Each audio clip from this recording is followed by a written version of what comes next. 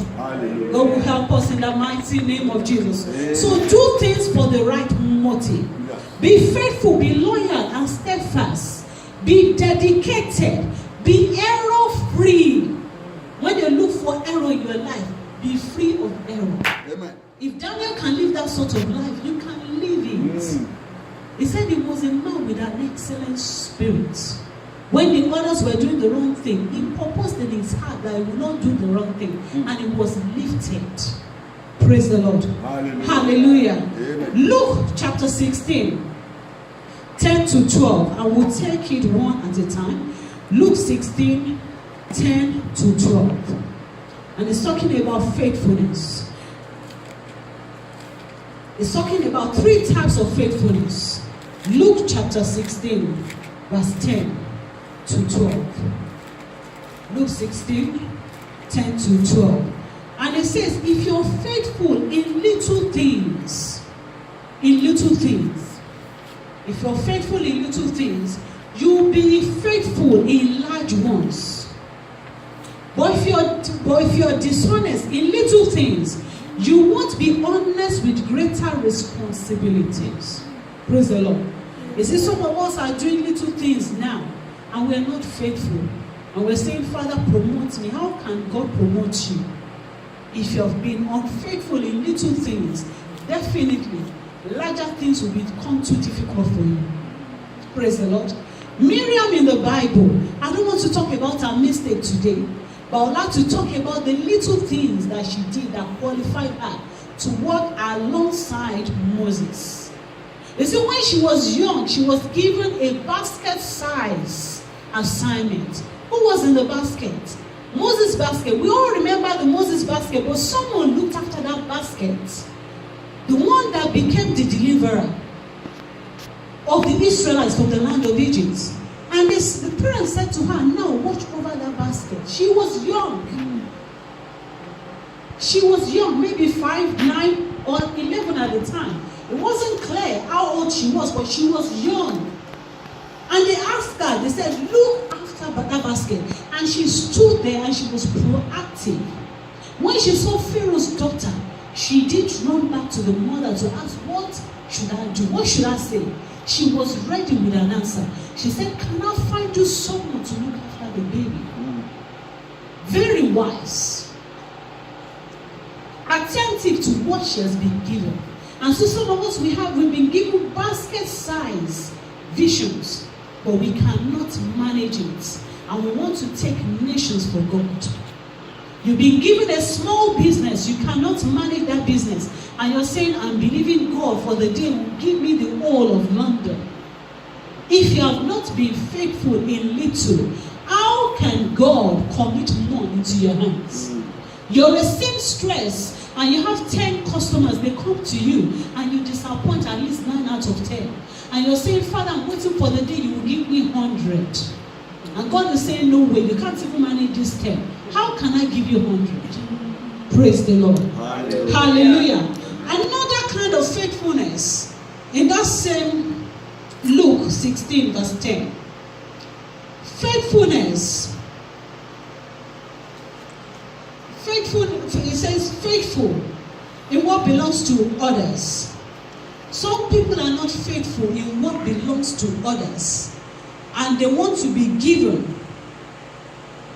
And they want to be given what belongs to them. Luke 16 verse 12.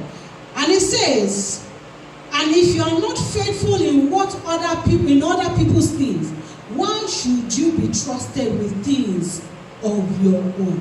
Praise the Lord. Jacob was trusted with what belongs to Laban. He said, I have worked faithfully.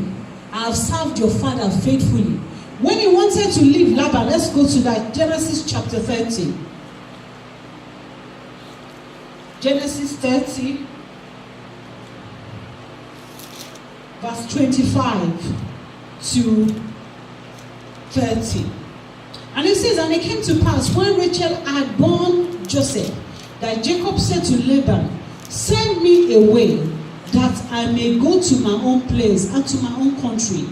Give me my wives and my children, from whom I have served you. and let me go, for you know my service which I have done for you.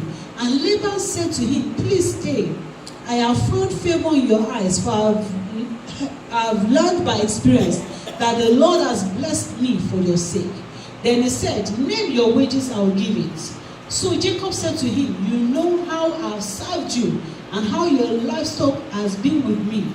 For what you had before I came was little, but it has increased to a great amount. The Lord has blessed you since my coming, and now when shall I provide for my own house? Praise the Lord. Jacob was faithful in what belongs to Laban.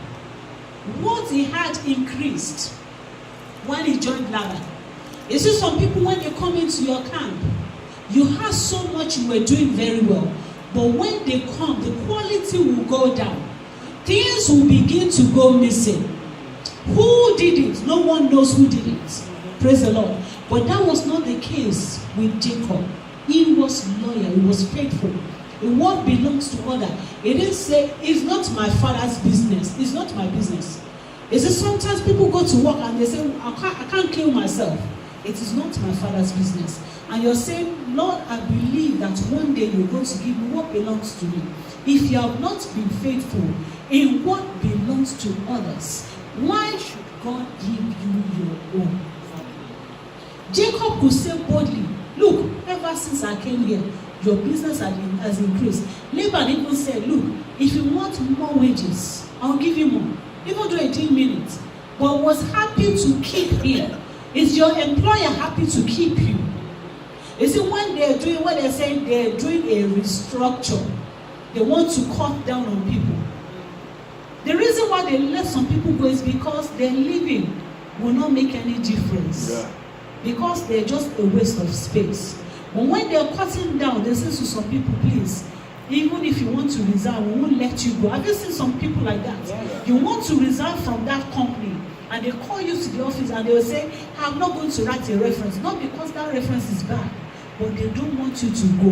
They will say, go and think about it. I'll give you 1 month. Are you sure you want to resign? Because you're an asset to the company. So have you been faithful in what belongs to others? Another faithfulness. It says, if you have not been faithful with just a common mammon, how can God trust you with true riches? You see, some of us, God blesses us, and we cannot even give our offerings. We're doing Thanksgiving. We buy the latest dress. We come to church with the best shoe. But when it is time to give your offering, it's either you drop an empty envelope or you drop £1. That which you will not give to your little boy, you're giving to your maker. And you're saying, Father, bless me, put money in my hands. Why should God give you more? And sometimes when we give to show off. And this has been for so long. In Acts chapter 5, and it says, because other people sold their lands, Ananias and Sapphira also did the same.